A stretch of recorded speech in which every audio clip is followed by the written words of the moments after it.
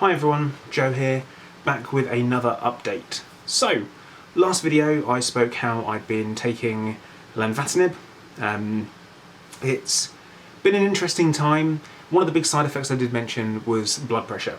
So, I am having to stop treatment, initially for a week, it's just 7 days, and I've been put on blood pressure tablets called ramipril.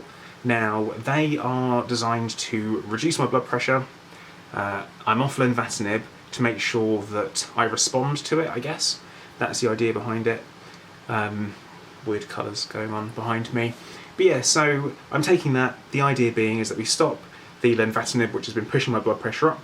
We take the ramipril, which will bring it back down again, whilst there's no risk of my blood pressure continuing to go up. So that's why we have the break. And that's why we stop.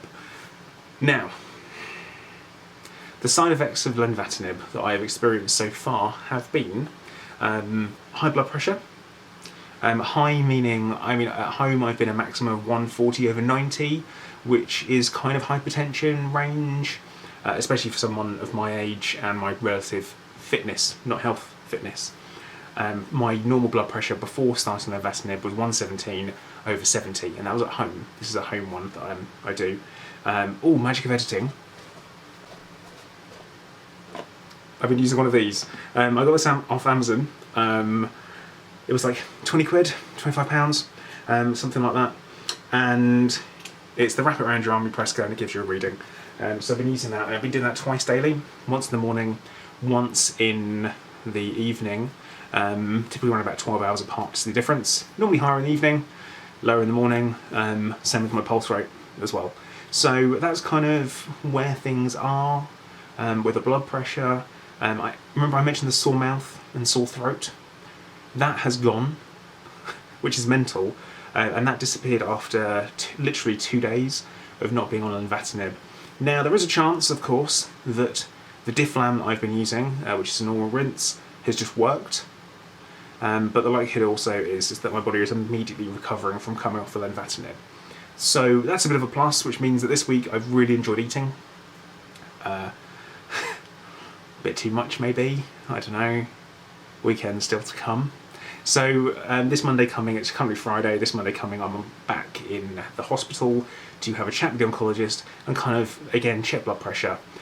Probably do some bloods, do a urine dip, just kind of see where I am for stuff like that. But overall, my bloods have been good and my urine's been clear, so there's been no protein in it, which is another risk of lenvatinib. But yeah, that's kind of it. A very, very short, brief video. I probably have more to say next week about it, but I wanted to kind of do something in between and let everyone know that I was doing okay. I've got a lot more energy than I had last week, which is, again, that's the stopping the lenvatinib, because again, it can cause tiredness, which it kind of did. It's really wiped me out energy-wise, but I've been as active as I can, get out of the house as often as I can. Yeah, but eating has been quite a miserable experience, so we kind of need to find a balance somewhere of side effects and potential treatment working. Now, I won't find out for kind of like another 3 weeks-ish, 3 and a bit weeks, if the lenvatinib is having any effect on the cancer in my lungs, and that will have been after being on the lenvatinib for 2.5 months, which feels like quite a long time to me, but I do understand that you have to give it time to work, and you can see a noticeable difference of whether or not there's been growth or not. We've all got fingers crossed for actual, I guess, reduction in size. I can never actually go into remission, it won't happen, but actual reduction in size of the tumours would be lovely, but we will hope for that. Something else I wanted to quickly mention is I'm not using the word terminal anymore. I'm going to use the word incurable.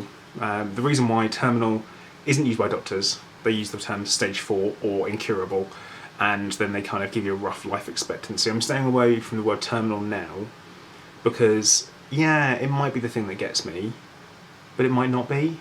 I could get hit by a bus. So, on the plus side, there is that. I mean, that would be quick and painless, I guess.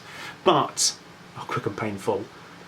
But yeah, so I'm staying away from the word terminal going forward, using the word incurable or stage 4. And typically if you say stage 4 anaplastic thyroid cancer to someone, they go, ooh, you're done typically. Anaplastic thyroid cancer is normally only found at stage 4 because it has no side effects, doesn't affect your thyroglobulin levels, so it can't be detected by blood tests, can only be picked up on a CT scan, or when you have a physical symptom, something really obvious like a lump or something like that. But right, I'm going to stop talking because I don't want to go on too long. Word of the day. Somebody. That's the word, somebody. So leave me the word somebody down in the comment section, just to make sure you've made it this far, and also make sure you do like, subscribe, as apparently 59% of you guys who are probably watching this aren't subscribed. So please think about that. And share it around, because these probably do help people. I've had messages from people telling me it helps, so I guess it does, which is cool. It's a good thing. But right, I will speak to you all very soon.